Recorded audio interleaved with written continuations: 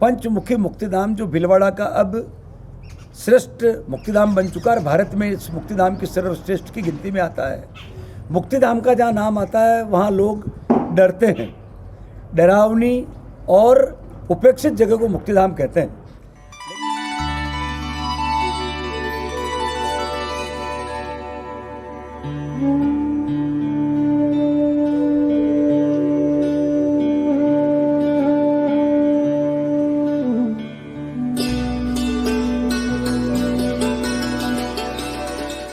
लेकिन हमने पंचमुखी मुक्तिधाम परिसर को हरियाली व स्वच्छता युक्त और भयमुक्त वातावरण बनाने का काम हमारे साथियों के सहयोग से किया है।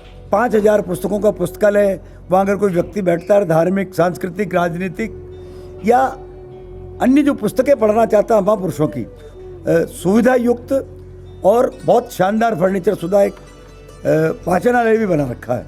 लकड़ी बचाने के लिए LPG सौदागृह बना रखा है।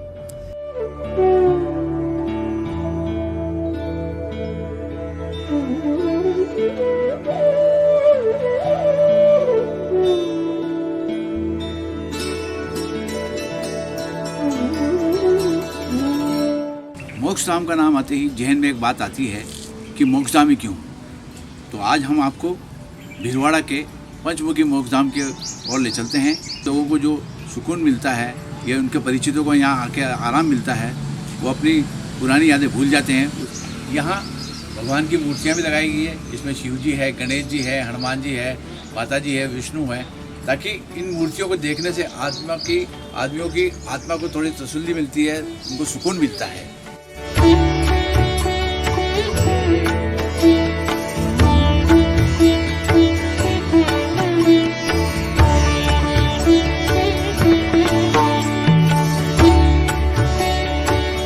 अभी जिस बरामदे में मैं बैठा हूँ वहाँ कभी दाह संस्कार हुआ करते थे। लोगों को बैठने के लिए यहाँ जगह उपलब्ध नहीं थी, इसलिए नगर परिषद और नगर सुधार न्यास ने यहाँ लोगों को बैठने के लिए ये बरामदा बनाया है लंबा चौड़ा, जो सभी सुविधा युक्त है। यहाँ फर्शी बनी हुई है, पंखे लगे हुए हैं। लोग गर्मी में यहाँ पंखों में आके बैठते हैं और सर्दी में मेरे दाईं तरफ एक बरामदा बना हुआ है, यहाँ आके धूप में बैठते हैं। इसके पीछे बगीचा है, वहाँ आके बैठते हैं।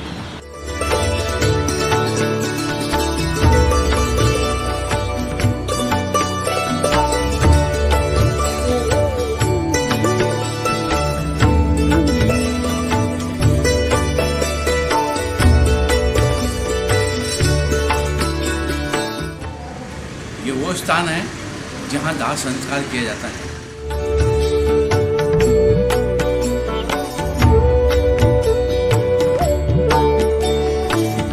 कोरोना काल में जो अकाल मृत्यु के घास बने, उन लोगों की भस्मी अभी भी यहाँ पड़ी हुई है, कट्टों में बंद है।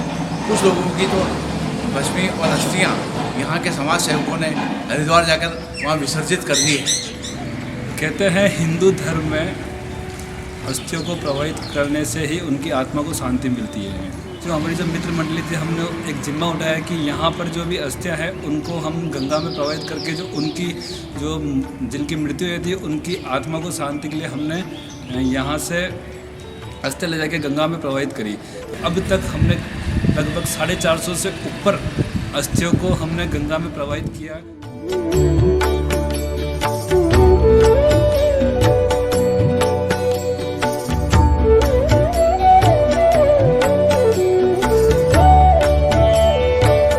मोक्षधाम का नाम आते ही महिलाएं और लोगों में एक डर सा बैठ जाता है, लेकिन पंचमुखी धाम एक ऐसा मोक्षधाम है जहां महिलाएं भी आती हैं, क्योंकि यह मसाने वेरू का मंदिर है और महिलाएं यहां इस मंदिर में दर्शन करने आती है।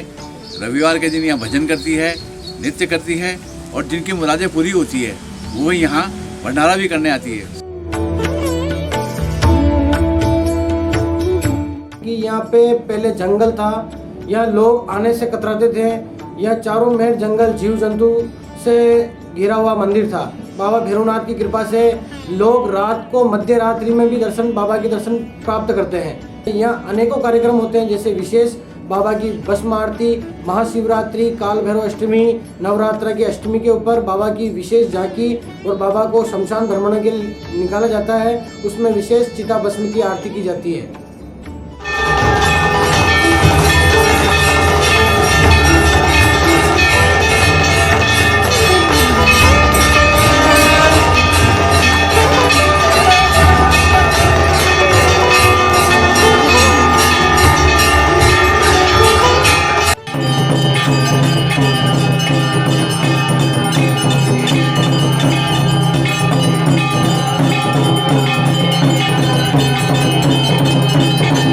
पंचमुखी मोक्ष धाम में एलपीजी दाह संस्कार केंद्र भी है। ये पूर्व सांसद वीपी सिंह जी द्वारा बनवाया गया है। ठीक है, अब इसके बारे में हम आपसे जानकारी लेते हैं जो इसकी देखरेख करते हैं। यहाँ पर जैसे ही दाह संस्कार आता है उससे पहले इस पर ये लकड़ी की कपचियाँ हैं, इनको सेट करके दाग को अर्थी को इसके ऊपर लेटर दिया जाता है। उसके बाद में इसको जेक के जरिए इसको ऊपर की साइड में लेते हैं। उसके बाद में इसको धक्का देके अंदर डाल दिया जाता है और फिर से इसको नीचे करके फिर से इसको निकाल दिया जाता है और फिर ये गेट है जिसको लगा के मशीन वगैरह चालू करती है। कितने सिलेंडर हैं इसमें? एक साथ ये 30 सिलेंडर है।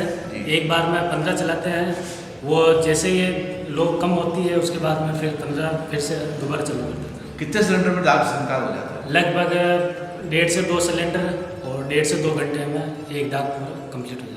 तो जो अस्थियाँ वो मिल जाती हैं दूसरे दिन वापस? हाँ, दूसरे ये जब भी अपना तीसरे का कार्यक्रम होता है तब वो यहाँ अस्थियाँ वगैरह अपने लेके चले जाते हैं। पंचमुखी मोक्ष धाम में हरि सेवा धाम की ओर से एक पुस्तकालय की स्थापना भी की गई है। जो दागी यहाँ आते हैं उनके ज्ञानवर्धन के लिए ये पुस्तकालय स्थापित किया गया है।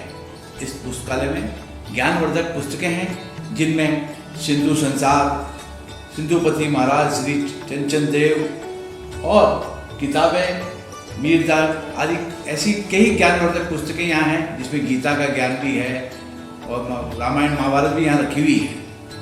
इसके साथ ही एक मछली एम्पोरियम भी यहाँ है जो इस पुस्तकालय की शोभा बढ़ा रहा है। इस पुस्तकालय की साफ सफाई का जिम्मा जिन कर्मचारियों के पास है वो रोजाना इसकी सफाई करते हैं। ऐसा मोक्षधाम मैंने अभी तक कहीं नहीं देखा। यहाँ सभी सुविधाएं मिलती हैं।